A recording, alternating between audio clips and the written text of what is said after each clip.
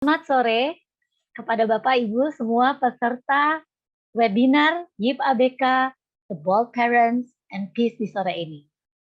Selamat Hari Kesadaran Autis Dunia ya buat kita semua di sini. Thank you sudah datang di sini di hari yang di weekend ini ya. Ada beberapa saya tahu ibu-ibu juga lagi mempersiapkan makanan dan mungkin berbuka puasa hari ini ya. Mungkin juga ada anak-anak saudara-saudari mahasiswa yang bergabung di sini juga ya, ada pengajar, pendidik ya, bahkan saya tahu ada yang dari Bali juga ada di sini, namanya ada Bapak Inyoman ya.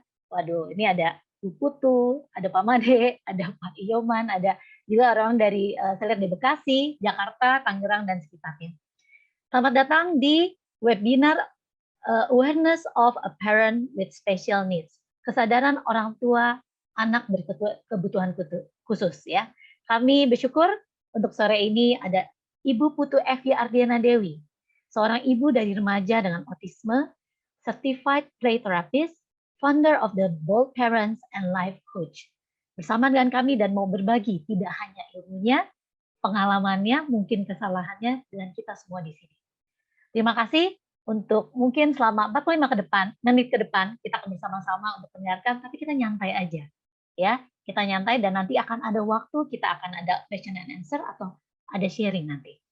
Terima kasih. Tanpa berlama-lama lagi, saya akan menyerahkan waktu ini untuk sebelum Bu Putu nih ya, udah nggak sabar. Sebelum Bu Putu, saya mau mempersilahkan pengurus dari YIP ABK, Yayasan Indonesia Peduli Anak Berkebutuhan Khusus, satu pengurusnya yaitu Ibu Mary Sadan, untuk memberikan kita kata sambutan. Silakan Bu Mary. The floor is yours. Terima kasih Bu Uri, terima kasih. Selamat datang kepada Bapak Ibu semuanya, sahabat YIP ABK yang saya hormati. Selamat datang di acara webinar YIP ABK sore ini. Saya harap kita semua dalam keadaan sehat. Acara webinar ini memang diadakan dalam rangka memperingati World Awareness Autism Day atau Hari Kesadaran Autisme Sedunia yang diperingati setiap tanggal 2 April setiap tahunnya. Yayasan Indonesia Peduli Anak Berkebutuhan Khusus memiliki visi mewujudkan Indonesia dengan anak-anak yang bahagia apapun kondisinya. Meski ada anak-anak yang lahir dengan kondisi yang berbeda-beda, ada yang dengan kekhususan, tetapi kami meyakini setiap anak memiliki hak yang sama untuk tumbuh dan berkembang. Kita patut bersyukur, berkembangnya teknologi membuat manusia dan masyarakat Indonesia lebih peka dan lebih paham mengenai anak-anak berkebutuhan khusus. Hari ini Yayasan Indonesia Peduli Anak Berkebutuhan Khusus mengaturkan banyak terima kasih untuk kesediaan Ibu Putu Evi Ardiana Dewi, yang juga teman saya ya dalam dunia ini, dalam dunia inklusi ini. Beliau sangat mengerti betapa orang tua dengan anak berkebutuhan khusus selalu mengalami tantangan dalam penerimaan. Dan beliau mau berbagi dengan semua yang sudah hadir di sore hari ini. Semoga webinar hari ini membuka wawasan dan kesadaran kita sebagai support system bagi anak-anak berkebutuhan khusus di sekitar kita, di keluarga kita, dalam masyarakat ini. Dan akhirnya ya, bagi semua peserta webinar Indonesia, webinar ABK kita hari ini, saya mewakili Yayasan Indonesia Peduli Anak Berkebutuhan Khusus mengucapkan salam sehat dan selamat terinspirasi atas sharing dari Ibu Putu Evi. Silakan Bu Putu, monggo. Baik, langsung nih ya ke saya nih, Miss Mary. Iya, silakan. Baik, makasih Miss Mary. Ya betul seperti Miss Mary bilang, itu saya kenal Miss Mary itu kita sama-sama diambil saat ambil diplom ya Bu Miss Mary ya, diplom untuk play therapy. Jadi teman, benar-benar teman warawiri, teman untuk membantu anak-anak gitu ya, Miss Mary ya. Ya. Iya, makasih juga Bu Wuri sore hari ini sudah menemani saya, ibu-ibu, bapak-bapak yang sudah hadir di sore hari ini. Salam sejahtera. Sore ini kita memperingati Hari Kesadaran Autisme Sedunia. Jadi waktu itu Bu Wuri datang ke saya gitu, kita mau ngobrolin apa ya tentang Hari Kesadaran Autisme ini gitu. Kemudian terbersit bahwa bagaimana kalau kita ngobrol-ngobrol tentang kesadaran daripada orang tua, bagaimana kita membangun kesadaran sebagai orang tua yang memiliki anak berkebutuhan khusus. Jadi itulah ceritanya kenapa akhirnya kita mengambil tema pada sore hari ini tentang bagaimana kita sebagai orang tua itu membangun kesadaran kita sebagai orang tua agar kita bisa membantu semaksimal mungkin anak kita yang berkebutuhan khusus. Baiklah, kalau sebelum mulai saya izin share screen dulu ya.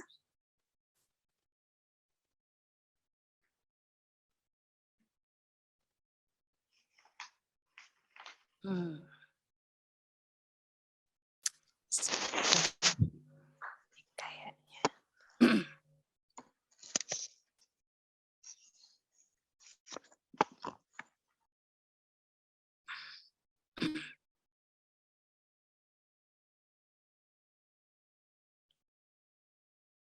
Sudah terlihat? Sudah Bu, jelas. Sudah, ya. Jadi sore hari ini kita akan sharing, ngobrol ya. Jadi seperti tadi Bu Ri bilang kita santai aja. Kalau nanti ada ibu-ibu atau bapak-bapak yang mau sharing nanti di akhir acara, di akhir pemaparan saya maksudnya, yuk kita sama-sama saling mengisi, saling belajar. Jadi pada sore hari ini saya berbagi pengalaman sebagai seorang praktisi. Seperti tadi Bu Wuri bilang, saya juga orang tua, tapi saya juga seorang terapis gitu. Jadi ya kita belajarlah sama-sama. Tema kita atau judul kita pada hari ini, sore hari ini adalah perjalanan kita sebagai orang tua, bagaimana kita membangun kesadaran untuk menjadi orang tua anak berkebutuhan khusus. Tak kenal maka tak sayang katanya, izinkan saya untuk memperkenalkan diri. Nama saya Putu Evi Ardiana Dewi. Tadi juga dibilang bahwa ada nama Putu di depannya, itu saya orang Bali, tapi saya biasa dipanggil dengan Evi. Ya, kalau di Bali panggil Putu nanti sebagian besar orang Bali pada noleh gitu. Saya memang sangat mencintai anak-anak, terutama anak-anak berkebutuhan khusus. Kenapa? Karena saya ibu dari 4 orang anak dan anak kedua saya, laki satu-satunya itu berkebutuhan khusus, yaitu autism dan juga tuli yang sangat berat gitu. Tapi 3 anak saya itu semuanya tipikal, jadi 3 perempuan, 1 laki-laki. Saya juga seorang certified professional coach, tapi lebih mengkhususkan diri di life coaching, dan juga saya adalah certified dari play therapy. Jadi memang sepertinya udah digariskan untuk bekerja bersama anak-anak ya, terutama anak-anak berkebutuhan khusus.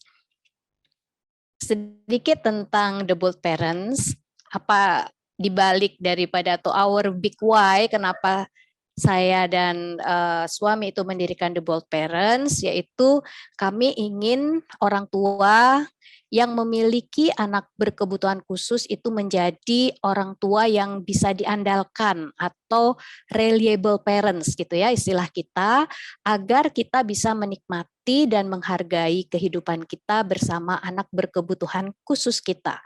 Simple banget ininya, the big why. Nggak muluk-muluk, yang penting kita bisa menikmati, kita bisa berbahagia bersama anak berkebutuhan khusus kita. Sebelum memulai, saya sedikit membawa bapak-bapak dan ibu-ibu untuk mengingat kembali tentang perjalanan dan perkembangan kita sebagai orang tua. Tadi di depan kan apa sih itu saya menyebut ada tentang reliable parents gitu. Jadi apa sih itu reliable parents gitu. Nah, di awal pada saat kita baru punya anak, kita langsung berubah nih, kita dapat titel baru yang tadinya kita sebagai suami istri, kita menjadi orang tua. Jadi kita dapat titelnya tuh orang tua. Wah, senang sekali pasti ya. Nggak ada deh perasaan ibu-ibu yang nggak suka ketika kita menyebut diri kita, oh aku ibu sekarang. Apalagi menatap bayi kita, kemudian suami juga dipanggil bapak. Wah, kita jadi ibu dan bapak, ayah dan bunda. Wah, nentuin nama panggilan aja udah seru banget rasanya gitu ya. Penuh dengan rasa bahagia. Tapi juga banyak ekspektasi yang diharapkan pada saat itu. Kemudian seiring berjalannya waktu kita berkembang juga sebagai orang tua, muncullah itu namanya parents as a job. Wah, kita nih punya kerjaan nih, kerjaan kita tuh sebagai orang tua nih sekarang gitu ya. Kita mulai bisa nyuapin kita, bisa mandiin, habis gitu tidurin dia, cerita, basic itu udah mulai kita bisa lakukan. Kemudian ternyata anak itu butuh hal-hal yang basic, tapi juga itu kita mulai memikirkan sekolahnya, mungkin kesejahteraannya, kesehatannya. Jadi kita berkembang kembali sebagai parents as a duty. Pola pikir kita berkembang, kita menjadi itu tadi sebutannya parent duty, tidak hanya memikirkan hal-hal yang pokok saja. Kemudian iring mungkin dengan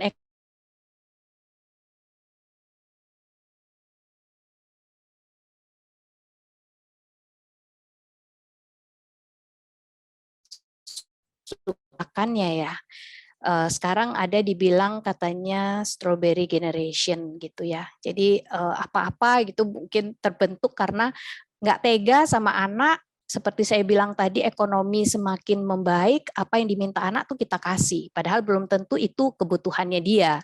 Saya pernah punya klien gitu, dia itu punya sandal tuh banyak banget sandalnya dia. Sampai dia bilang sama saya bingung, Miss Evi saya mau pakai yang mana gitu. Jadi mungkin ibunya nggak tahu ya beliin sendal itu ada 10 pasang kali gitu. Mungkin bagi ibunya suka, tapi bagi anak jadi bingung. Jadi di sini terlihat bahwa itu bukan kebutuhannya anak gitu. Jadi kebutuhannya siapa? Mungkin juga sering kita bilang kita terperangkap pada pernyataan seperti ini, terus kita kerja ini buat siapa? Orang tua yang udah capek-capek bekerja ini buat siapa kalau nggak bukan anak? Jadi tanpa kita sadari, kita memberikan apa ya seperti balas dendam gitu yang nggak kita dapatkan itu ke anak kita berikan semuanya. Jadi kita sebagai caring parents. Nah biasanya orang tua itu stop berkembang hanya sampai di caring parents. Nah, tapi kita pengennya lebih kan, lebih dari itu. Seperti tadi the big why-nya the bold parents, kita ingin tentunya menjadi reliable parent. Nah, seperti apa sih reliable parent atau orang tua yang bisa diandalkan itu? Kita memiliki hubungan yang positif. Ya, jadi hubungan yang positif dengan anak kita, kemudian juga dengan pasangan kita di dalam keluarga, ada meaningful communication di sini juga terbentuk ya. Jadi terutama untuk orang tua yang memiliki anak autis yang nonverbal. Itu sulit sekali untuk berkomunikasi dengan anak kita. Kita sama-sama nggak tahu ya, dia maunya apa, kita juga nggak paham apa yang dimauin oleh anak kita. Kemudian apabila itu sudah terbentuk dengan baik, kita bisa saling berkomunikasi dengan baik, tentunya ada saling pengertian dan saling menghargai di situ. Tentunya juga ada keterbukaan dan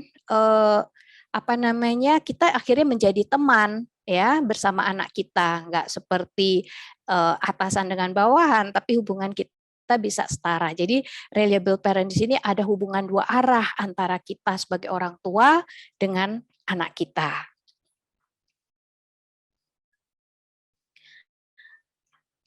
Kalau melihat gambar ini, inilah sebenarnya stereotip orang tua yang memiliki anak berkebutuhan khusus. Saya melihat gambar ini seperti saya teringat kondisi saya itu 15 tahun yang lalu. Wajah saya kusut ya. Baru bangun itu pakai daster, ingat banget baru bangun pakai daster. Suami kerja diantarnya pakai daster, anak sekolah diantarnya pakai daster sampai suami pulang kerja, anak pulang sekolah juga saya masih pakai daster. Tapi saya merasa waktu itu nggak ada yang salah dengan saya, gitu ya. Waktu itu ingat banget setelah Panji, saya menerima Panji itu didiagnosa bahwa dia tuli yang sangat berat. Ini belum ketahuan autis waktu itu. Jadi wajahnya udah kusut, udah merasa paling menderita ya. Jadi wah nggak enak banget lah dilihat waktu itu. Jadi ini secara umum kondisi yang saya lihat, saya alami dan juga saya lihat terjadi pada orang tua yang memiliki anak berkebutuhan khusus gitu. Nah, kita lupa ya kalau kita sudah pada saat kita menerima diagnosa bahwa anak kita berkebutuhan khusus, itu kita cenderung ingin langsung mengintervensi anak kita. Salah nggak? Nggak salah, memang harus seperti itu. Tapi alangkah baiknya kalau ada kesadaran di dalam diri kita untuk melihat diri kita dulu, kasarnya menyelamatkan diri kita dulu gitu. Kalau melihat gambar ini sering banget kita diingatkan pada saat kita naik pesawat. Kita pada kondisi darurat itu yang pertama pakai masker adalah orang tuanya. Nah, kita juga harus memastikan pada saat kita memakai masker ini, masker kita ini udah tepat belum? Ya, jangan sampai nggak tepat, salah, terus kita masih megap-megap, kita udah bantu anak kita, nanti sama-sama dua-duanya malah tidak terbantu. Jadi pastikan dulu bahwa masker kita itu sudah terpasang dengan pas, dengan tepat, sesuai dengan aturan, barulah kita menolong anak kita. Gitu. Ya, seperti inilah kalau bisa situasi yang kita harapkan terjadi. Nah, agar kita bisa membantu anak kita juga bisa menolong diri kita, itu dibutuhkan kesadaran untuk bergerak, kesadaran untuk maju dari kita sebagai orang tua, dan kesadarannya itu harus maksimal nih, seperti di gambar yang terlihat, gimana kita menumbuhkan kesadaran ini agar maksimal. Kesadaran apa yang harus kita miliki agar kita bisa membantu anak kita dan diri kita sendiri juga untuk maju dan berkembang. Nah, yang pertama adalah bahwa kita harus menyadari bahwa anak kita itu berkebutuhan khusus. Kalau dilihat gambar di sini, ini satu anak nih berbeda, Bapak Ibu ya. Dia sendiri paling berbeda. Kalau anak yang sudah berbeda itu sudah warning sebenarnya bagi kita bahwa oh, anak ini pasti ada sesuatu yang butuh perhatian, makanya disebut dia berkebutuhan khusus. Nah, itu fakta. Fakta yang memang nggak bisa kita elakkan. Jadi gimana? Ya harus terima dulu. Sadari dulu bahwa anak kita berkebutuhan khusus.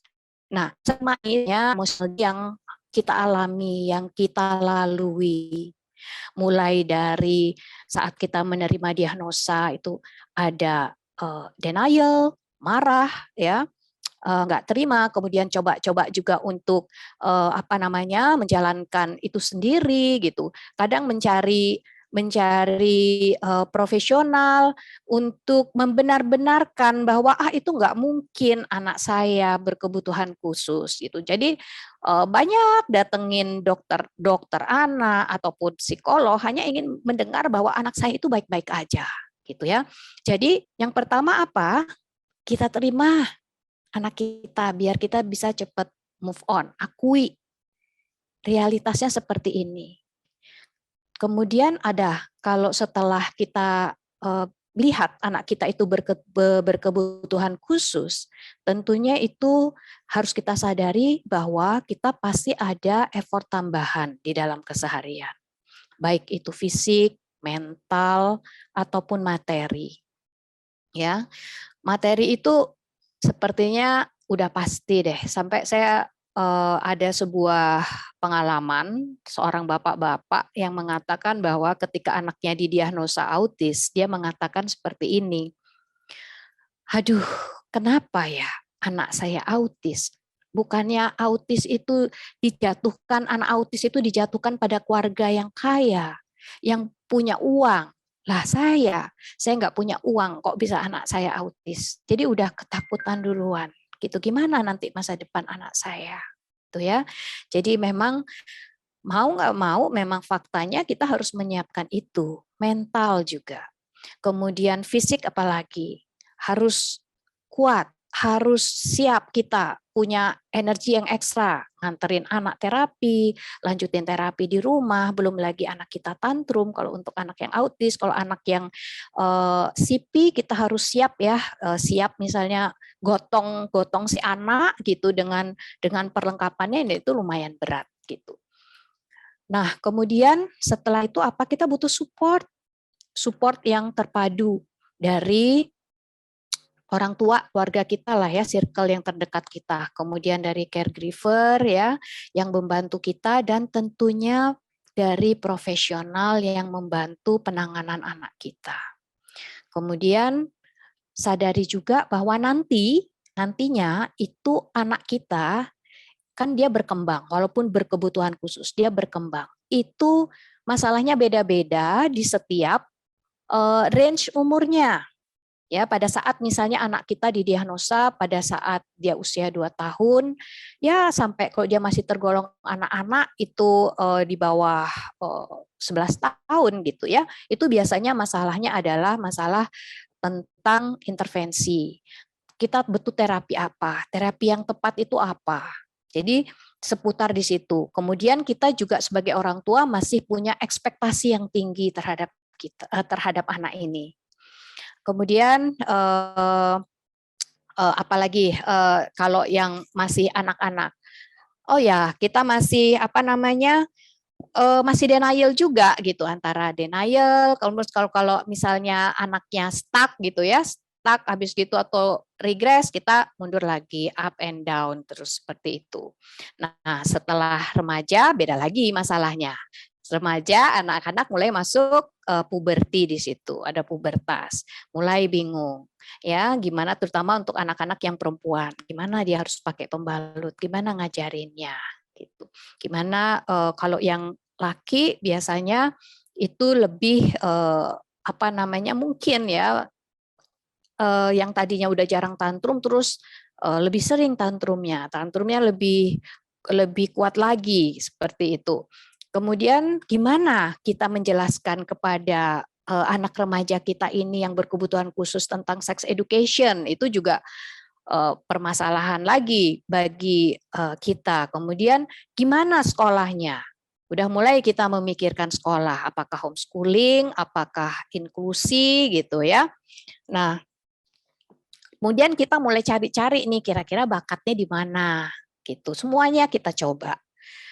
Apakah masalah sudah selesai pada saat anak kita remaja? Ternyata enggak tuh. Setelah mereka dewasa pun kita masih ada problem juga di situ. Yang umum saya lihat adalah di sini kita mulai memikirkan gimana sih nanti dia untuk survive. Apa dia bisa hidup enggak ya? Bisa mandiri enggak kalau kita sudah enggak ada? Pekerjaan seperti apa yang tepat buat dia? Nah, jadi di sini yang mau saya jelaskan adalah bahwa masalah itu selalu ada. Sesuai dengan tadi umur anak kita.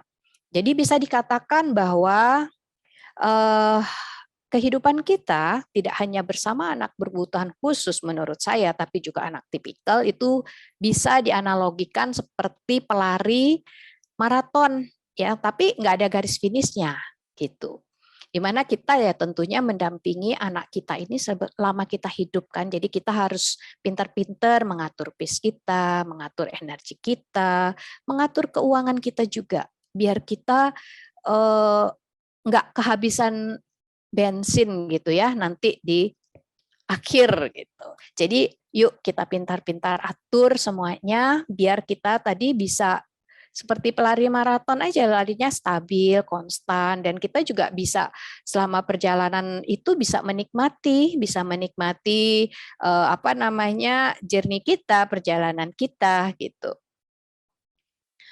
Yang kedua, yang kesadaran kedua yang harus kita miliki juga, yang harus kita tumbuhkan, kita pupuk adalah bahwa kita itu adalah orang tua. Saya pernah ditanya ya sama seseorang gitu, Bu Evi, mindset apa ya yang harus ada di dalam pikiran kita sebagai orang tua yang memiliki anak berkebutuhan khusus? Ya saya jawab, kalau menurut saya sih mindsetnya itu ya yang kita harus tanamkan bahwa kita itu adalah orang tua gitu. Nah, seperti apa sih yang harus kita sadari bahwa kita ini orang tua gitu? Ya, pertama kita punya kewajiban dan tanggung jawab untuk membesarkan, mengarahkan dan menjaga anak, itu sudah pasti. Nah, tapi sering nih yang nomor 2 tentang mengambil keputusan ya bagi anak yang belum dapat memutuskan bagi dirinya, itu sebenarnya juga tugas kita. Sering kita mendengar gitu, biar deh mengalir aja, itu terserah anaknya yang biar anaknya yang memilih. Nah, menurut saya itu kurang tepat. Karena semasih anak itu belum bisa bertanggung jawab atas keputusan yang dia ambil, itu tetap kita yang mempunyai tugas dan kewajiban. Jadi misalnya kalau untuk anak-anak berkebutuhan khusus, anaknya di sebuah center diajak ke tempat terapi, kemudian menangis terus gitu ya, kemudian apa namanya nggak cocok dengan terapisnya. Jangan terburu-buru kita mengikuti kemauan anak gitu. Kita lihat apa yang yang menjadi concernnya dia gitu. Apakah ini betul? Nah, kalau jangan menyerahkan begitu saja kepada anak kita gitu ya. Nah, tentunya juga memastikan kesejahteraan dan masa depan anak kita. Ada ego yang harus kita jaga. Gimana standar orang tua itu seringkali muncul dari keinginan diri yang belum tercapai. Nah, juga ada pengingkaran jika terkait dengan kondisi anak kita. Ada pengingkaran-pengingkaran di sini. Itu kenapa? Ya itu tadi, karena ego kita gitu. Ada standar yang tadi saya maksudkan, kok standar orang tua itu kita contohlah hal yang dalam komunikasi gitu. Tanpa sadar seperti ini nih. Dulu juga saya seperti itu soalnya. Ketika anak nggak bisa menyampaikan maunya, anak-anak ini kan sulit sekali ya berkomunikasi gitu. Kita cenderung memaksakan cara kita ke mereka gitu. Kenapa saya waktu itu begini? Kenapa nggak kita yang menurunkan pemikiran kita untuk masuk ke dalam dia sehingga kita bisa paham apa yang dia ingin komunikasikan kepada kita gitu. Itu yang sering sekali tentang ego juga yang harus kita jaga, kemudian rasa berkuasa dan yang paling benar dalam keluarga. Manusia super yang penuh dengan kelemahan. Kita dituntut sebagai orang tua untuk menjadi manusia super. Harus seperti Batman kita. Batman itu kalau menurut saya superhero ya, yang kreatif gitu ya. Kemudian dia banyak ide, nggak putus asa, tapi juga harus kuat seperti Hulk. Nah, kalau ibu-ibu, bapak-bapak yang memiliki anak autis pada saat tantrum ya kita juga harus kuat, sekuat Hulk. Kemudian harus seperti Kapten Amerika, tapi kita juga punya empati, punya kebijaksanaan di situ. Dan kita juga sedikit tambahan seperti Mary Poppins yang playful, ya, yang kita juga bisa membawa kita masuk ke dalam pemikiran anak-anak. Nah, sebagai orang tua, kita juga punya hal-hal yang harus bisa, yang kita kadang-kadang itu butuh penyaluran untuk kelemahan kita ini, untuk butuh teman untuk ngobrol. Ada hal-hal yang rasanya pada saat kita kecewa, kita lelah, itu kita di saat-saat itu kita butuhlah seseorang untuk kita ajak bicara. Nah, kesadaran yang ketiga adalah butuhkan perilaku yang khusus untuk anak yang berkebutuhan khusus ini. Apa saja itu? Yang pertama adalah presence, ya. Presence ini kita hadir sepenuhnya sebagai orang tua. Jadi tinggalkan titel kita, apa titel kita yang lain selain orang tua, mau kita dokter, mau kita terapis, mau kita guru, mau kita psikolog. Pada saat berhadapan dengan anak kita tanggalkan itu semua, hadirlah sebagai orang tua. Kemudian mindful. Jadi kita perhatian terhadap anak kita, sadar dengan detil perubahan yang terjadi pada anak kita mengetahui apa-apa perubahan yang dialami oleh anak kita, kemajuan-kemajuan kecilnya itu apa, kita tahu, nah itu kita disebut mindful. Kemudian open, kita sendiri juga terbuka tentunya. Kita terbuka, kita mau belajar, mau menerima pemikiran-pemikiran yang baru, terutama tentang hal-hal yang baru untuk kemajuan bagi anak berkebutuhan khusus kita. Dan yang terakhir jangan lupa untuk menikmati atau celebration, menghargai segala pencapaian yang telah dicapai oleh anak kita dan diri kita sendiri. Usaha kita terhadap anak kita itu apa, sekecil apapun, itu juga harus kita rayakan apabila berhasil. Nah, kemarin suami saya itu baru berhasil ya, setelah prosesnya cukup panjang, itu mencukur anak saya. Anak saya tuh sebelumnya sulit banget kalau dicukur rambutnya. Jadi saya mulai dari panggil salon untuk nginep, kemudian akhirnya setelah sekolah dicukur di sekolah. Nah kemarin pandemi itu nggak bisa kan, mau nggak mau harus dicukur di rumah. Mulailah dari yang megangin 4 orang, ya dramanya mulai sampai akhirnya kemarin itu dicukur dia bisa duduk tenang, nggak ada drama. Dan bapaknya juga bisa mencukur dengan sangat baik. Jadi kita senang sekali dan kita celebration gitu. Kita merayakan kemenangan itu. Itu yang dimaksud dengan appreciate ya. Penting banget mengapresiasi di sini. Kalau teman-teman atau ibu-ibu, bapak-bapak yang pernah hadir di acara kita di minggu ketiga di The Bold Parents, ini rasanya udah paham banget bahwa ini adalah 4 core behavior dari The Bold Parents. Nah, kita lanjutin terus gimana ya membangun kesadaran tadi. Yang pertama, tentunya kita harus pelajari kebutuhan khususnya anak kita itu apa. Melewat apa? Pertama kita tahu kebutuhan khusus anak kita, assessment. Assessment-nya berarti harus apa nih assessment-nya? Assessment-nya itu harus tepat. Kemudian tingkat keparahannya itu seperti apa? Apakah dia ringan, sedang, atau berat? Kenapa sih kita penting banget mengetahui assessment ini? Karena kalau kita nggak tahu anak kita itu berkebutuhan khususnya apa, kemudian tingkat keparahannya sampai di mana. Kita nggak bisa tahu nih ujungnya di mana nih anak kita. Bergerak ke sananya kita nggak tahu jadinya. Tapi kalau kita tahu, misalnya udah jelas, oh anakku autis, anakku tergolong autis yang sangat berat.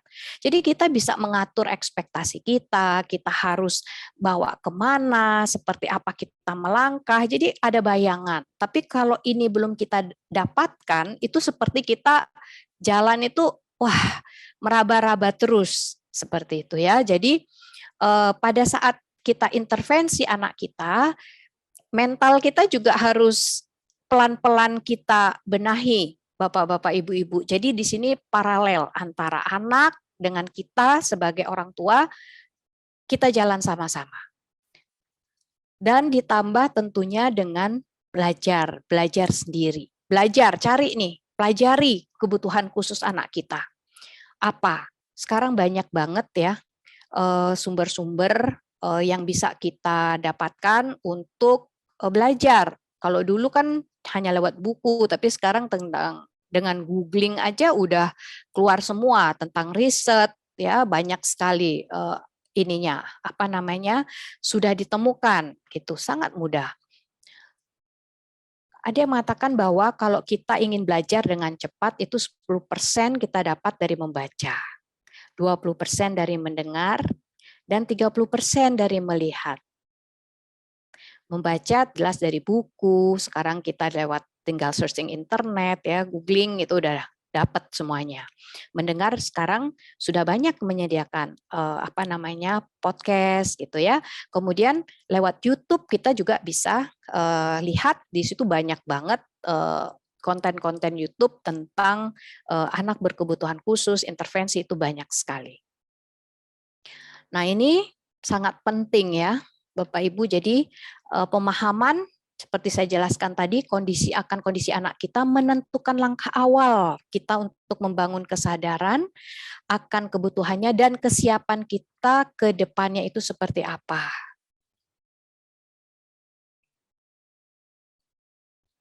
Nah, yang kedua, yuk cari dan dapatkan support. Jadi ada quotes yang mengatakan bahwa as iron sharpens iron, so a friend sharpens a friend. Jadi besi menajamkan besi katanya ya, kalau teman itu menajamkan teman. Carilah teman yang bisa bantu kita atau support system yang bisa bikin kita itu untuk maju. Yang pertama itu paling dekat kita dapatkan itu dari mana? Dari pasangan kita. Ya, justru jangan lama-lama berantemnya sama pasangan gitu. Pasti di awal itu banyak yang nggak sama karena kan kita harus bagi tugas ya. Jadi biasanya bapaknya itu mencari bekerja, cari uang untuk seperti tadi dibilang kan material yang artinya keuangan yang dibutuhkan itu kan pasti lebih banyak daripada kalau kita memiliki anak tipikal gitu. Bangun pengertian secepatnya dengan pasangan ya, jangan lama-lama gitu berantemnya. Kemudian kita juga harus bekerja sama dengan profesional, jadi dengan terapis, dengan mungkin psikolog di sini, ya dokter anaknya gitu, agar terintegrasi semua, agar kemajuan anak kita itu bisa lebih cepat. Dan jangan lupa juga ini penting banget untuk ikut support group ataupun support system ya. Jadi pilih-pilih ibu-ibu, bapak-bapak untuk masuk di support group yang nyaman, yang bikin kita itu juga bisa bantu diri kita untuk berkembang, untuk membantu anak kita. Banyak sekali sekarang support group yang positif ya, yang sudah saya lihat. Kemudian kenapa sih bagus banget kita ikut di support group itu, karena kita di situ bisa sharing. Nah, sharing ini itu banyak membantu kita untuk kita lebih cepat dalam belajar. Jadi katanya kalau tadi 10-20% lewat membaca, mendengar dan melihat, ini lebih lagi ya. 70% itu lewat diskusi, 80% kalau kita melakukan, dan 95% itu dengan mengajarkan orang lain. Tadi dengan sharing itu tanpa terasa kita mengajarkan orang lain, sama seperti saya pada sore hari ini. Jadi nanti kalau kita ingin belajar lebih cepat, jadi ibu-ibu jangan ragu untuk sharing, berbagi pengalaman agar saya juga mendapatkan manfaat dari webinar kita pada sore hari ini. Nah, yang ketiga, kita melakukan refleksi diri, lakukanlah secara teratur.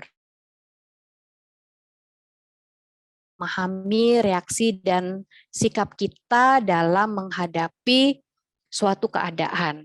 Ya, apakah sudah tepat, terutama dalam memahami anak kita, memahami reaksi. Kalau kita punya anak autis itu kan susah banget ya kita paham apa sih maunya gitu. Nah, refleksi ini banyak bisa membantu kita untuk lebih memahami anak kita. Kemudian pahami juga harapan, keinginan, dan kebutuhan kita sendiri gitu. Nah, refleksi ini lakukanlah dengan cara yang nyaman. Biasanya sih ada yang suka melakukan refleksi itu sebelum tidur, mengulang kembali apa yang sudah dilakukan seharian ya. Apakah ada yang perlu diperbaiki untuk esok harinya? Bisa juga ada yang dengan cara menulis, baik itu menulis jurnal, blog atau diary, dan sekarang lebih banyak juga saya lihat orang tua yang muda itu menulisnya dalam bentuk posting di IG ya, status itu ternyata juga bisa membantu untuk healing. Nah, selain itu, selain menulis juga bisa melakukan latihan meditasi lewat pengaturan nafas. Kemudian kalau yang muslim bisa lewat zikir mungkin ya sehabis sholat. Kemudian ada ibu-ibu yang suka yoga, ataupun mungkin kalau yang Kristiani dengan rosario ya. Jadi ini gambar, saya mengambil gambar tentang cerita Alice ya, in the Wonderland gitu. Jadi kenapa kita bicarakan hal ini? Kita itu harus tahu ibu-ibu, bapak-bapak bahwa kita itu berada di mana. Seperti si Alice tuh mau keluar, dia banyak pintu di jalan mana yang harus dia ambil itu dia bingung. Jadi yang perlu kita pahami, kita harus tahu dulu nih kita berada di mana dan kita itu mau kemana. Baru kita bisa menentukan langkah kita, tahu sampai kepada tujuan yang kita inginkan gitu. Sehingga kalau kita sudah tahu kita mau kemana ya, kemudian tujuan kita apa, jadi jalan mana aja yang kita ambil tuh sebenarnya udah nggak penting gitu ya, tetap aja sampai di tujuan akhirnya. Jadi sebagian besar bapak-bapak, ibu-ibu sebenarnya kesadaran dari orang tua itu kebanyakan tuh didapat dari dalam kesadaran dalam diri itu didapat oleh diri mereka sendiri. Kesadaran itu datang dalam jangka waktu ya berbeda-beda sih, ada yang cepat, ada yang panjang, tapi pada umumnya sih lama ya. Jadi kita menemukan sendiri kesadaran diri kita. Nah, apabila kita menginginkan hasil yang lebih cepat dan lebih baik, kemudian kita juga menginginkan ada strategi-strategi untuk mencapai tujuan itu, kemudian kita ingin berkembang dan ingin meningkatkan diri lebih baik lagi, serta ada kejelasan dengan pilihan-pilihan yang kita ambil, itu kita membutuhkan orang yang bisa dipercaya. Seperti kalau seperti seorang petinju ya, sehabis bertanding ya pakpok begitu, sebedarah-bedarahnya si petinju itu ketika dia balik ke sudutnya itu selalu ada orang yang membantu dia. Apapun kondisinya diterima si petinju ini. Nah, ini ya yang saya maksudkan bahwa kita itu membutuhkan seseorang di sudut kita. Atau kalau kita secara ini profesional, artinya kita membutuhkan seorang coach di sini. Demikian Bapak-bapak, Ibu-ibu, pemaparan saya pada sore hari ini.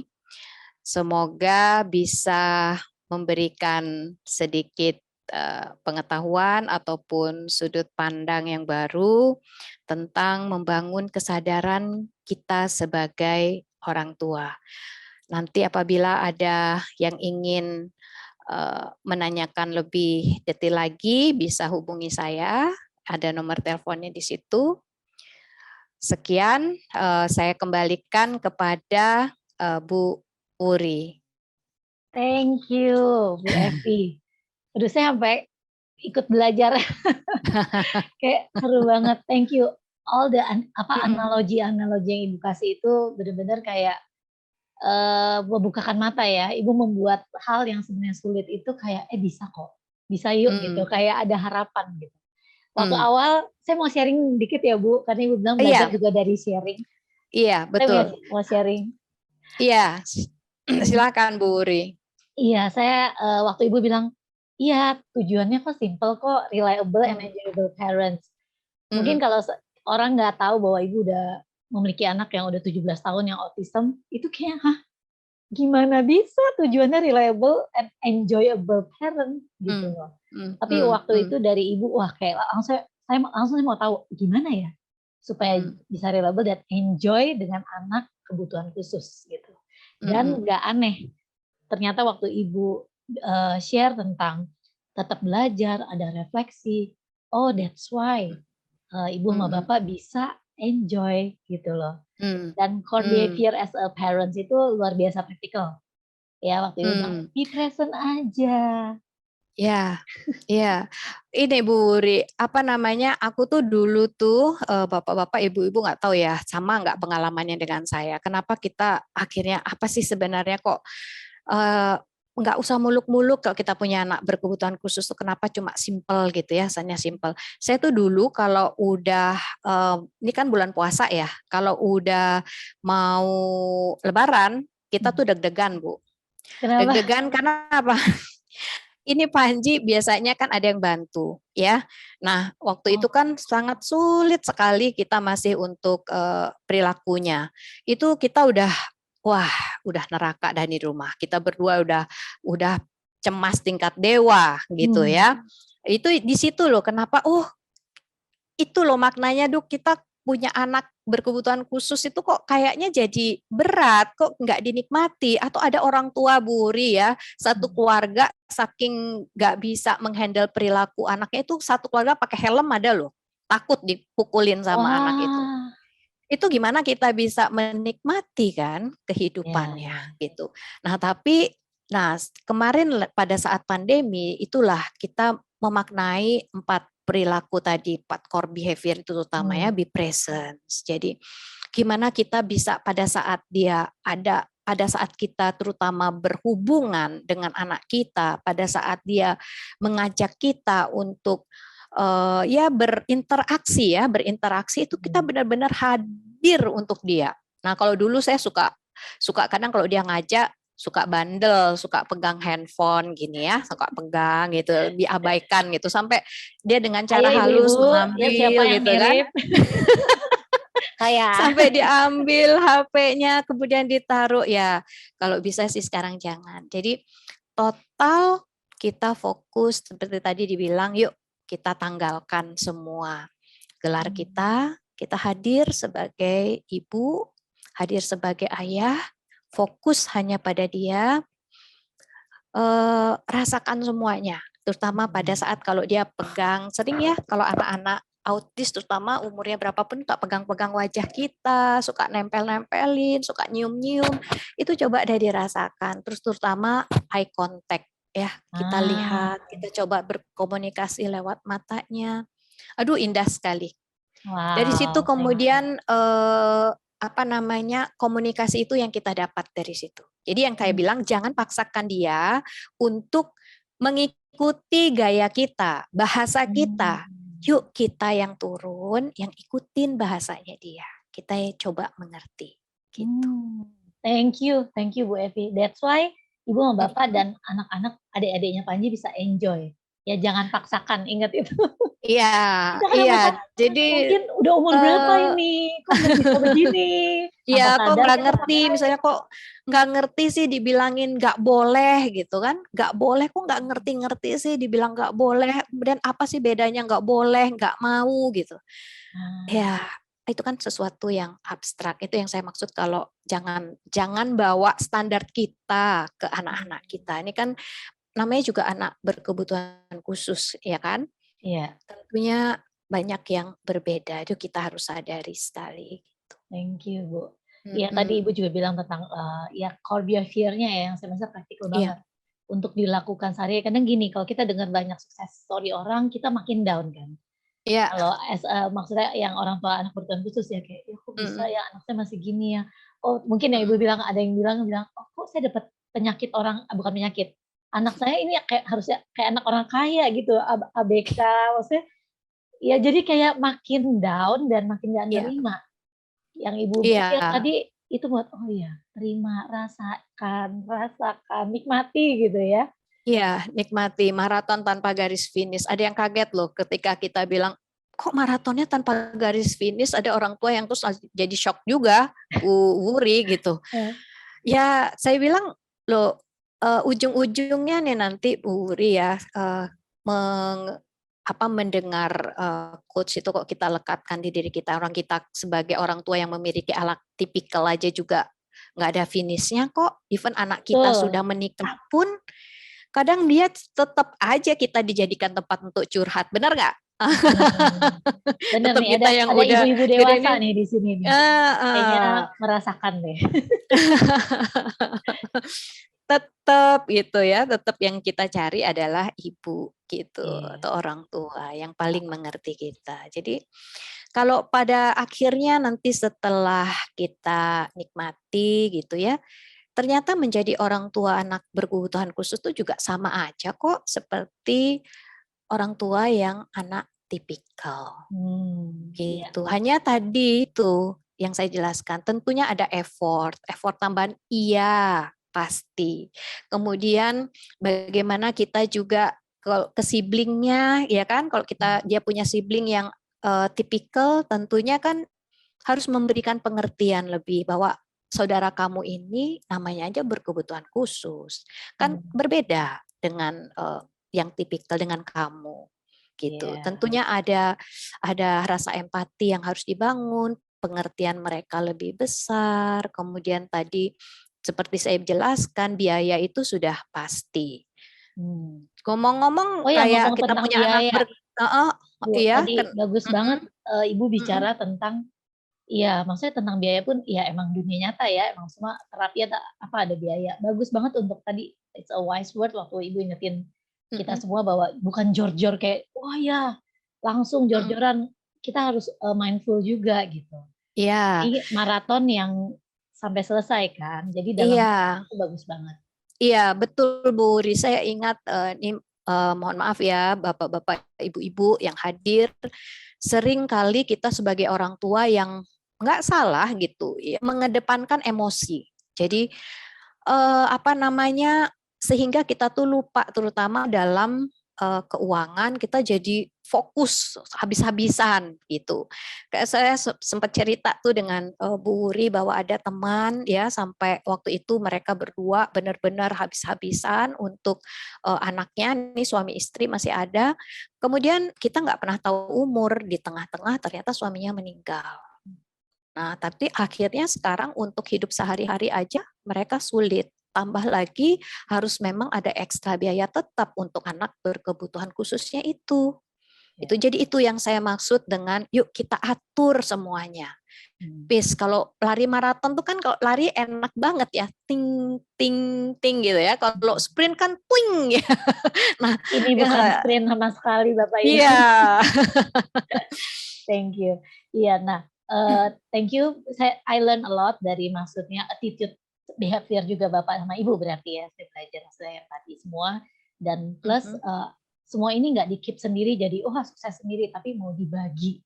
Itu yang saya percaya, yang Maha Kuasa juga terus akan memberkati terus membuat progres ya buat Panji gitu. Dan juga saya lihat juga biasa stalking ya, adik-adiknya juga sayang, kayak mesra banget sama Panji, kayak aduh kayaknya nggak takut gitu ya. Itu pasti bukan pekerjaan setahun 2 tahun ya, itu terus Iya. regresi progres progres. Wah, itu luar biasa. Nah, Bu, kita kalau ngomong berdua nih nggak habis-habis karena udah ada pertanyaan. Oh ya, Tapi thank you ya Bu, silakan. I learn a lot from you. Dan Iya, terima semua kasih. tadi analogi yang mantep banget ya dari semuanya lah, dari tolong diri kamu dulu ya, dari semuanya lah, lari maraton, tadi anak-anak yang duduk di depan dan dia loncat sendiri, itu kayaknya melekat banget. Terima kasih. Oke, nah ini saatnya untuk question and answer ya. Sudah ada kepada saya dari Nur Afni. Salam Hari Autis Sedunia. Salam The Bold Parents. Sebelumnya perkenalkan saya Afni Bu dari Makassar. Semua yang Ibu Evi ceritakan tadi itu pun yang saya rasakan saat ini. Yang kadang up and down. Namun sekarang jujur Bu, lagi agak down. Dan sekarang di usia anak saya yang mau masuk usia 6 tahun, anak saya kembali regresi. Jadi Bapak Ibu, regresi itu kebalikan dari progres ya, jadi kemunduran. Diikuti karena regress 6. Saya sebab orang tua selama beberapa bulan ini, hitung saja 3 bulan ini karena peninggalan bapak saya, tiba-tiba saya seperti tidak ada tujuan lagi baik pada pasangan maupun anak-anak saya. Karena ada rasa bersalah dari peninggalan orang tua saya. Tapi saya harus bangkit dan itu sudah ada di pikiran saya. Amin. Tapi pada prakteknya kenapa ya sepertinya berat menjalankan kembali semua, ditambah pasangan saya belum sepenuhnya menjadi support system yang seharusnya sebagai suami maupun sebagai bapak. Mohon pencerahannya Bu Evi biar saya bisa meluruskan kembali benang yang kusut yang udah ada dalam diri saya. Silakan Bu Evi. Aduh, Bu Afni, apa kabar? Bu Afni ini juga termasuk di komunitas kita di The Bold Parents. Rajin banget beliau hadir ya, dari Makassar, beliau dari Makassar ya. Iya, Bu Afni, regress pada anak-anak itu, kalau kita bicara tentang anak-anak itu ya gimana ya, itu kenyataan memang yang harus kita hadapi. Kalau apa? Kalau misalnya mungkin tadinya terapinya, kan ini pasti ada kaitannya juga dengan intervensi terapi. Mungkin Ibu tadinya, tadi kan dengan kendala-kendala, tadi sih Ibu udah tahu sebenarnya kalau Bu Afni bahwa nggak rutin melakukannya. Itu mungkin ada kemunduran. Kemudian, nah pada saat mental kita drop, seperti ini, kecewa dengan anak, ini biasnya kemana-mana, biasanya ke pasangan, mulai nih cari-cari kambing hitam, siapa yang bisa disalahkan gitu, kemana-mana itu larinya. Nah kalau bisa Bu Afni, yuk tenangkan dirinya dulu. Tenangkan dulu diri. Tadi mengurai benang kusutnya itu dengan menenangkan diri. Tadi kan ada refleksi ya. Tadi terakhir itu dengan refleksi saya bilang. Memang klise ya, klise banget itu sepertinya. Tapi itu cukup membantu menurut saya. Tenangkan diri kita dulu. Karena itu pasti kalau ada banyak masalah, itu pasti ngimbasnya juga kemana-mana. Kemudian kita coba melihat dari sudut pandang pasangan kita. Jangan hanya melihat dari sisi kita gitu. Setelah tenang, coba dilihat gitu. Nah, carilah kemudian cari teman tadi. Teman yang bisa jadi tempat kita curhat, tapi yang benar-benar bisa dipercaya. Kalau dibilangnya nggak ember gitu ya, nggak kemana-mana, cukup. Kadang-kadang hanya untuk itu yang saya bilang kalau di psikologi katarsis gitu ya, ada media untuk katarsis yang sehat. Kadang-kadang kita kalau Miss Mary ketawa-ketawa. Kalau di play terapi cukup ambil kertas, kemudian ambil spidol gitu ya, atau pensil warna ataupun krayon, udah tuangkan semua, kita coret, semua emosi tertumpah di situ. Habis itu terserah Ibu mau dirobek, mau dibuang, itu kan energi yang negatif. Rasanya sudah lega. Ya, Mungkin itu. Bagaimana Bu Afni? Gimana Bu Afni? Thank you Bu. Refleksi Untuk dan cari penyaluran. komunitas yang membangun ya. Tadi juga seru juga tuh. Jangan pakai tembok ya Bu, coretnya Bu. Pakai kanvas, pakai kertas, coret, ngomong aja Iya, semuanya.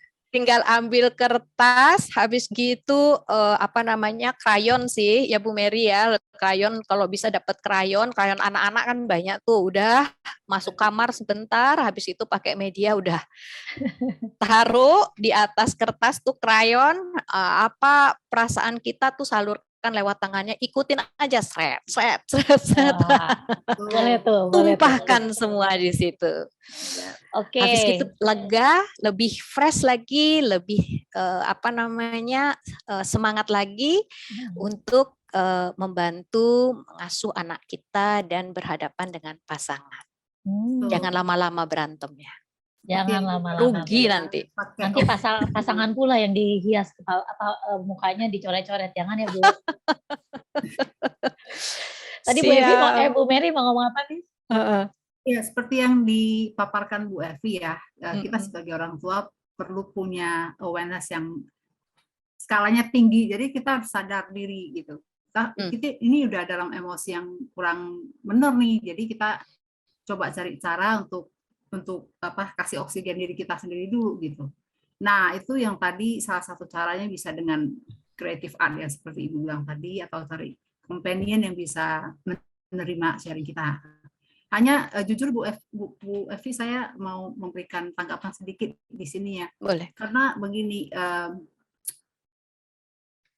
gimana ya? Ini saya bicara dalam konteks saya sering di call dan diberikan curahan lah ya, curahan. Kadang-kadang temen yang perhatian yang diberikan curahan bisa overwhelm juga Bu Evi. Mudah-mudahan Bu Evi paham maksud saya ya. Kan kita diberi sampah terus gitu ya. Sampah maksud saya, tapi kita pasti merasa karena kita care dengan teman kita, kita care keluarga yang ini, tapi karena kita care pada waktu mereka memberikan curhatan, kita juga merasa gimana gitu. Jadi ya overwhelm sendiri jadinya ya Miss Mary. Betul. Jadi saya pikir cara Bu Evi itu bagus sekali sih. Kita sadar bahwa kita itu sudah perlu ada rilis dan cari cara sendiri gitu. Daripada sekeliling ya. Iya, kan dituntut katanya tadi kan kesadaran bahwa kita dituntut sebagai manusia super. Tapi kita juga harus sadar bahwa kita tuh punya kelemahan gitu. Saya selalu bilang, Bu Uri ketawa, saya bilang, kita tuh selalu dituntut harus kombinasi sebagai Batman, Kapten Amerika, Hulk. Jangan lupa ada Mary Poppins-nya juga. Nah, Mary Poppins-nya ini loh yang jangan dilupakan. Sesekali kita bisa seperti anak-anak. Lihat anak-anak berekspresi bebas, ya kan? Mereka bisa lompat-lompat, main, ketawa, ikutin aja. Itu jangan lupa, jangan hilang mentang-mentang kita orang dewasa, terus kita nggak punya jiwa anak-anak itu, playfulness kita tuh kita hilangkan. No, justru itu harus dipupuk gitu. Orang saya main sama Panji yang flapping, yang kok dia lagi begini aja, yang ini tuh saya sekarang lagi senang ngikutin Miss Mary. Terus dia lama-lama melihat seperti itu, dia gini-gini saya ikut, ketawa, terkoneksi gitu ya. Terus saya jadi bisa merasakan, oh kalau dia begitu itu seperti dia terdorong untuk melakukan lagi gitu. Jadi cara ngebreaknya kalau dulu saya pegang tangannya, sekarang tidak, tapi saya mengikutin gitu. Tapi itu tadi, itu semua masuk presence, mindful, masuk semua di situ. Betul. Dan Mary Poppins ya harus ada. Nah, jadi enjoy semuanya. Boleh dicoba ibu-ibu. Iya, thank you loh Miss Mary. By the way juga sharing as a terapis bahwa ya kadang kita juga bisa burn out juga kalau kita nggak refleksi, nggak ini ya. Jadi ibu-ibu jangan cuma curhat ya, kalau curahan hati, curahan minyak juga boleh karena minyak juga lagi tinggi sekali. Lagi ini ya, lagi sangat susah dicari ya. Bisa dicari. Curnyak, jangan curhat aja.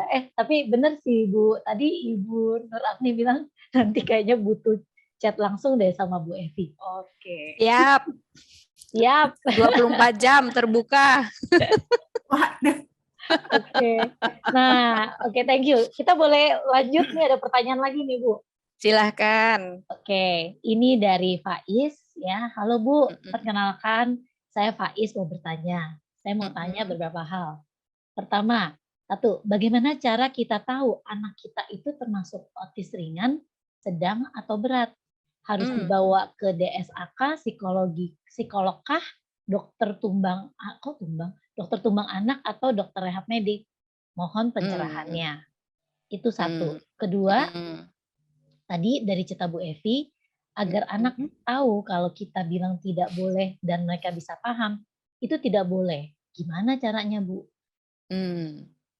Oke, Ibu mau satu-satu jawabnya? Ya. Pertanyaannya oke, Bu? Kalau yang Udah. Oke. Kalau yang pertama sih itu setahu saya, Pak, ini Bapak ya, Pak Faiz Bapak ya. Faiz. Ya, Pak Faiz itu ada perginya kalau saya ya untuk assessment nih ke psikolog klinis ya, Miss Mary ya. Ke psikolog klinis setahu saya. Yang berhak untuk menegakkan diagnosa itu adalah psikolog klinis. Jadi psikolog itu banyak, Pak. Jadi jangan sampai salah juga gitu. Ya silahkan Bapak cari psikolog klinis. Kemudian tadi udah terjawab semua ya. Kalau untuk itu langsung start to the point, nggak kemana-mana lagi. Nah yang kalau anak itu tidak boleh ya. Ini kan tipis-tipis gitu ya. Tidak mau itu kan dari dalam diri. Kalau tidak boleh masih bisa kita pakai gini. Tapi kalau untuk tahu bahwa dia itu nggak mau, itu kan susah. Kalau dia belum sampai tahapannya seperti itu, ya jangan kita maksa-maksakan diri. Gitu. Nah, ini sebenarnya sih jadi masuk ke intervensi ya, terapi ya. Kalau boleh sharing ya, Pak Faiz, kita lihat dulu nih anaknya itu verbal atau non verbal. Mungkin kalau verbal, kemudian tadi juga tahu tingkat keparahannya sampai mana, mungkin bisa dilatih. Artinya gini, keterkaitan mungkin kalau anak yang Asperger atau gifted, mungkin yang bisa melanjutkan sampai perguruan tinggi itu mungkin bisa paham. Tapi kalau untuk contoh kasus kayak anak saya yang dia sudah autisnya sangat berat, kemudian nonverbal, kemudian dia juga tuli, saya nggak sampai ke situ gitu. Jadi saya hanya bermain kalau untuk tidak boleh saya cuma begini atau main telunjuk. Tapi yang bikin tadi dengan 4 core behavior yang kita terapkan, dia itu menemukan caranya untuk berkomunikasi itu lewat dia, bukan dari saya yang mengajarkan. Itu that's the powerful yang daripada 4 core behavior itu kok kita presence, kita mindful. Ya, kita menganggap bahwa presence itu anak itu ada gitu. Anak itu ada, dia bukan yang nggak ada, dia itu dianggap. Jadi walaupun dia misalnya nonverbal, jadi pada saat dia menatap wajah saya, kemudian dia gini-giniin mulut saya, artinya dia minta saya ngobrol kan, ngomong gitu, ngobrol. Nah itu saya kayak ngomong aja sama dia, seolah-olah dia paham. Iya Pak, jadi dia contoh misalnya seperti ini. Dia tahu, dia ngetok kamar saya, kamarnya ke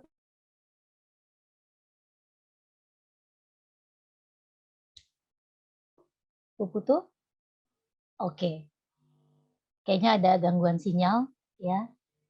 Saya rangkum sedikit dari yang tadi Bu Putu katakan, maksudnya dengan core behavior yang tadi present, mindful, open, ya celebrate. Kadang-kadang kita menemukan ya kayak discover caranya sendiri tanpa kita memaksakan. Betul Bu Evi? Oke. Sinyalnya Bu Evi nih ya kayaknya ya. Ya, sepertinya masalah internet nih. Oke, wah, nggak apa-apa. Nanti Ibu Evi masuk lagi. Ya, thank you. Sudah masuk Bu? Maaf, mohon. It's okay. Iya tadi Mohon maaf ini sinyalnya. sinyalnya ya. Mm-mm. Bisa, atau off cam dulu, tapi Ibu bisa bicara. Oh udah masuk nih Bu? Udah, Mm-mm. ya. Iya. Ya, jadi tadi maksud Ibu ada dengan core behavior itu sebenarnya kita menemukan, discover cara anak itu sendiri nanti. Iya. Dia akan kita menemukan tanpa kita harus gini atau paksakan cara kita karena mereka berbeda. Karena ya itu tadi be there, present, mindful, ya open and celebrate hal kecil. Oke, Iya. Ibu bisa lanjutkan, silakan. Ya, itu aja tadi sih contoh yang saya bilang tadi. Saya juga kadang terkaget-kaget gitu ya dengan caranya dia berkomunikasi gitu. Ya seperti contohnya tadi misalnya dia ingin tahu ada orang di kamar sebelumnya terus dia keluar, kalau dia nggak ada kok nggak dibukain pintu, dia keluar, dia ngintip lewat jendela, dia menunggu dulu sampai berapa lama. Kemudian yang terakhir itu seperti kita dulu kecil kalau ingin tahu ada orang di dalam itu dia melihat dari lubang pintu itu, Bu Wuri, dari bawah dia ngintip. Itu kan kita nggak ngajarin, tapi dia bisa seperti itu untuk memastikan. Itu sih bagi saya ya, itu luar biasa gitu. Okay. Mm-mm. Thank you. Ini Pak Faiznya raise hand, mungkin mau langsung open mic. Oke. Pak Faiz mau open mic? Oke. Saya coba. Oke. Silakan Pak Faiz. Di unmute aja. Oke. Silakan Pak. Silakan Pak. Mungkin di unmute dulu.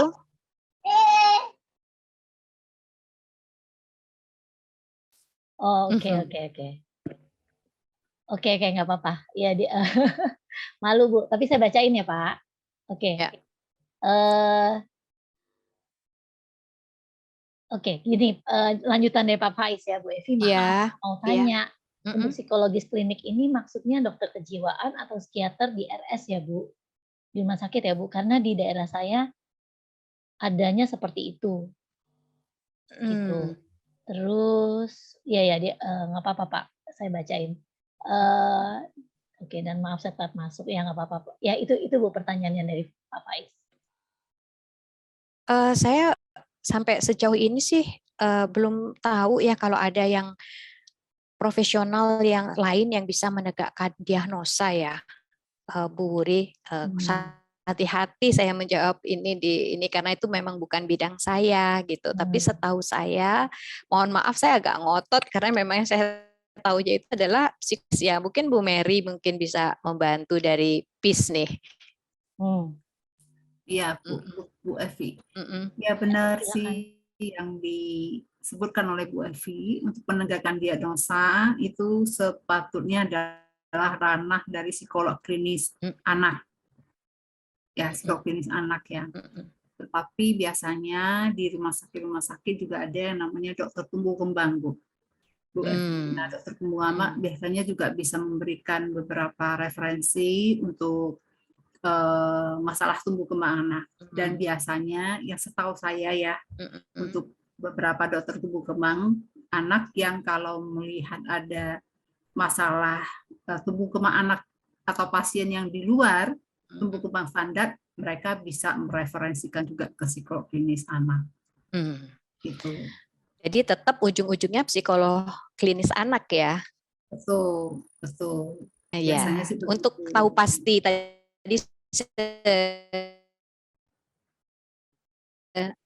tadi nggak mau effort lebih. Kalau kita nggak tahu kita berdiri di mana, kita nggak tahu mau jalan kemana, tujuannya mau kemana, lewat apa, kita nggak tahu. Kalau kita nggak tahu anak kita ini seperti apa, kemudian tingkat keparahan seperti apa, kan jadi tidak jelas gitu. Kita kan ingin jelas dulu gitu. Iya, seperti itu. Begitu Pak, mungkin moga-moga ada yang kalau daerahnya nggak ada di sekitarnya mungkin ya ada rujukannya. Cukup menjawab Pak Faiz? Ya, terima kasih jawabannya Bu. Terima kasih. Sama-sama Pak Faiz. Oke, ada satu lagi ya Bu, saya lanjut ya Bu. Wah, Ini Silakan. oke, dari Igandra ini, terima kasih untuk materinya Bu Evi. Maaf nggak on cam sambil temani Ayu. Kapan Bu Evi bisa ke Denpasar berbagi dengan kami? Ketika terus lanjutannya gini, ketika kita bisa menerima semua kondisi anak, saya kadang merasa tidak melakukan apapun mengalir begitu aja. Ini kelirukah?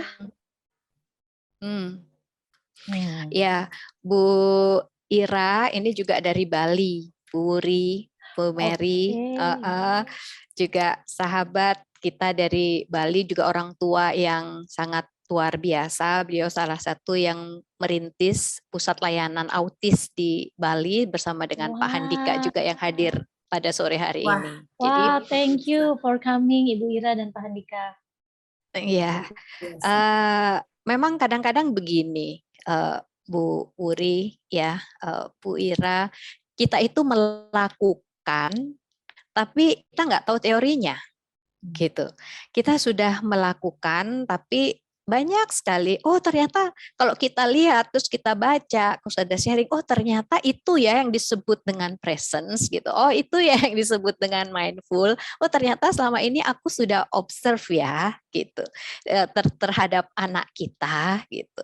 Kalau tadi Bu Ira bilang saya ngalir aja, gitu, ngalir. Nah, ngalirnya ini ya tuh tadi, kalau ngalir udah tahu tadi kejelasannya tujuannya mau kemana, aliran airnya jelas sudah ada. Nah tadi kalau aliran yang nggak tahu mau kemana, ngalirnya kan ntar jadi nggak jelas juga gitu. Jadi ini seperti yang Bu Ira tadi saya jadi ingat ya, saya baca juga sebuah postingan di IG dari seorang ibu, tapi saya sudah izin, saya bilang boleh nggak nanti saya share gitu ya. Jadi ibu ini contohnya tentang komunikasi ini ya, Bu Ira tadi. Ibu ini juga nggak sadar bahwa dia sudah menjalankan 4 core behavior ini. Jadi malam itu dia mungkin mau nganterin anaknya tidur, kemudian anaknya bilang baru bisa, anaknya verbal, ibu gendong. Ibu ya udah mau tidur, terus ibu gendong keluar. Aduh jangan dong, udah mau tidur gitu.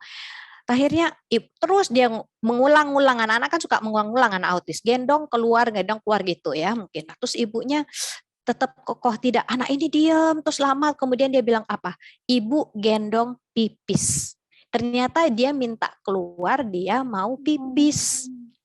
Tapi ibu ini sabar, dia juga kekeh dengan rule-nya nggak mau keluar, sehingga anaknya ini tertrigger untuk menemukan cara dia berkomunikasi. Dari situ ibu ini yang disebut dengan mindful, oh dia melihat perubahan ini dan mencatat, oh seperti itu ternyata selama ini anak ini kesulitan untuk berkomunikasi, anak autis ini menemukan gimana caranya dia berbicara biar orang lain itu mengerti maksudnya. Itu yang kita sebut dengan mindful di situ. Nah, ibu ini tentu mungkin ya, dia itu tadi, itu kan seperti jadi satu kesatuan, terintegrasi. Ibu ini lebih open juga. Dia openness, pasti dia open, terbuka. Seperti itu kan, menerima. Kalau misalnya kemudian saya chat ngingetin gitu, oh ibu ini terbuka juga, lain kali saya akan lebih memperhatikan anak saya lagi. Nah, dia terbuka pemikirannya. Gitu. Saya cuma ingetin Bu, celebration. Dia dengan menulis aja, tadi saya bilang, kenapa saya bilang salah satu cara untuk refleksi itu adalah menulis, yaitu dia nggak sadar pada saat menulis, oh ternyata aku punya ini ya, aku punya ada jalan, ada prosesnya gitu. Oh ternyata paling nggak kita bisa, oh keren ya aku ya tadi bisa nahan diri, nggak langsung memenuhi keinginan anakku untuk keluar ya. Itu kan mengapresiasi diri kita sendiri. Terus ketika anak kita bisa juga tentu kita peluk, kita bilang wah. Nah besok ini proses ini berulang lagi gitu. Thank you Bu Evi. Luar Gimana biasa Bu ini. Ira?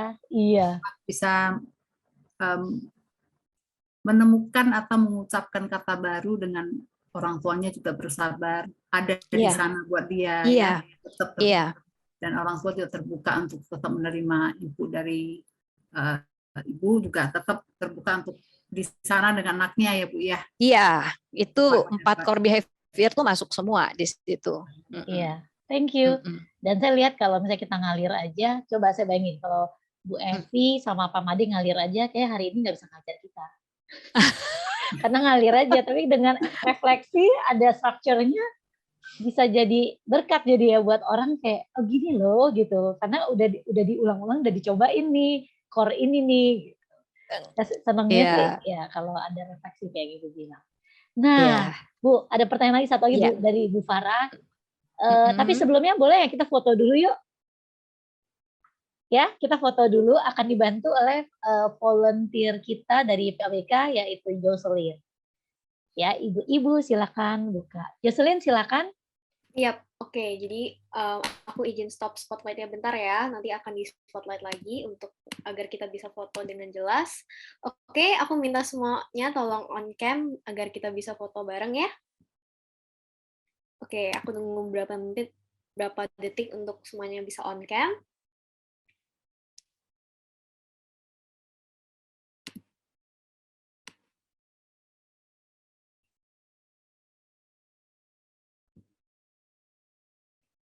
Silakan.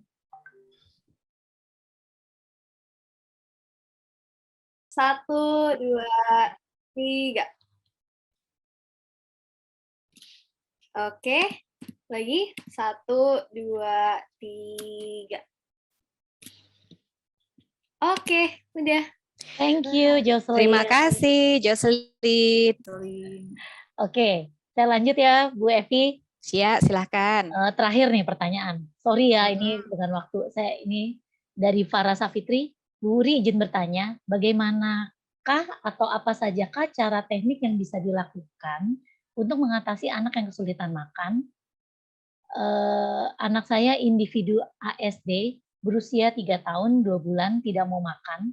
Setiap diberi makanan sering lari, kabur, dan seperti takut untuk mencoba. Saat ini yang konsisten dia mau hanya susu, roti tawar, dan beberapa jenis buah. Terima kasih atas kesempatan Bu Uri dan Bu Evi. Saya senang sekali dengan adanya webinar ini. Oke, begitu Bu Evi. Oh, Bu Evi lagi ini ya, nge-lag lagi ya? Mungkin masalah internet ya. Oke. Tunggu sebentar mungkin. Ya, kita tunggu sebentar. Ada lagi dari Puspita. Aduh, lagi nge-lag ini ya. Atau Bu Mary bisa bantu mengatasi anak dengan kesulitan makan. Individu ASD berusia 3 tahun 2 bulan. Tidak mau makan, setiap diberi makan sering kabur. Oke, baik, saya coba menjawab tapi tidak dengan konteks sebagai ahli ya. Ini saya mungkin menjawab karena sering sekali mendengar bagaimana konsultasi dengan para ahli itu dilakukan. Nah, untuk anak yang susah makan itu kita juga perlu tahu kenapa dia susah makan, gitu ya. Apakah memang makanannya? Jadi ada perlu dicari penyebabnya juga. Apakah memang makanannya? Apakah dia ada makanan tertentu yang dia suka? Apakah pada saat dia susah makan itu makanan yang dia nggak suka? Atau apakah dia tidak suka semua makanan? Nah, terus makanannya juga tergantung dari teksturnya. Misalnya ada yang suka tekstur yang mungkin yang lunak, ya. Jadi kalau yang kita berikan tekstur yang mungkin agak kasar, anak mungkin susah juga gitu. Kemudian kita juga bisa melihat dari sisi kalau anak mungkin melihat kita memproses makanan tersebut, itu bisa membantu anak untuk tahu bahwa makanan ini datangnya dari proses begini gitu. Nah, untuk feeding atau masalah memberi makan ini, kalau kita mau cek penyebab dan proses untuk memberi makan itu juga lumayan kompleks ya, Bu Uri ya, dan Ibu siapa yang tadi yang bertanya, mohon maaf saya lupa namanya, dan itu Bu perlu Farah. Bu Farah, ya Bu Farah. Jadi itu perlu ada analisa juga satu persatu. Jadi misalnya kemungkinan 1, 2, 3, 4, 5. Nah 1, 2, 3, 4, 5 itu kita perlu amati lagi, kita perlu observasi lagi, dan kita misalnya yang satu bukan, kita harus coret dan coba yang lain-lain lagi gitu. Ini memang masalah yang sangat wajar dan sangat sering dihadapi oleh anak-anak. Ya. Bahkan bukan anak dengan ASD, tapi anak-anak biasa juga. Gitu. Dan masalah feeding ini merupakan program Susah gampang. tersendiri. Kalau di dalam terapi EBA itu feeding itu satu program tersendiri dan cukup berat. Gitu. Oke. Thank you. Oke. Gitu, Bu Uri.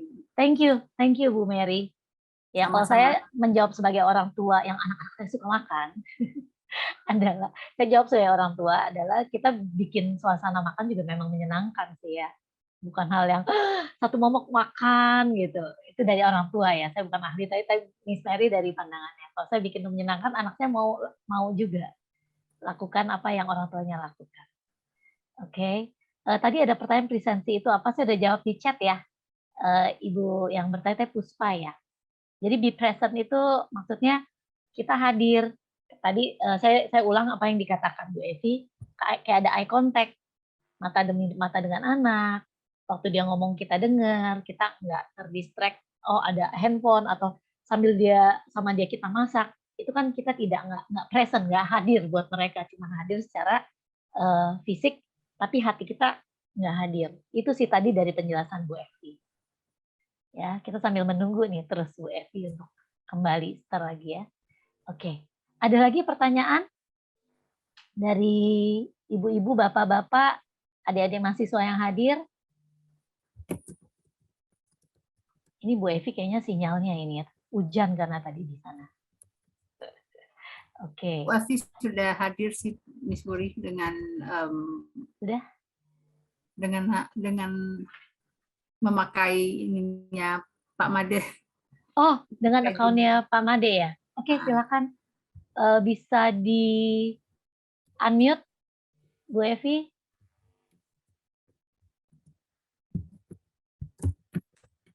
Pak Made sebentar ya.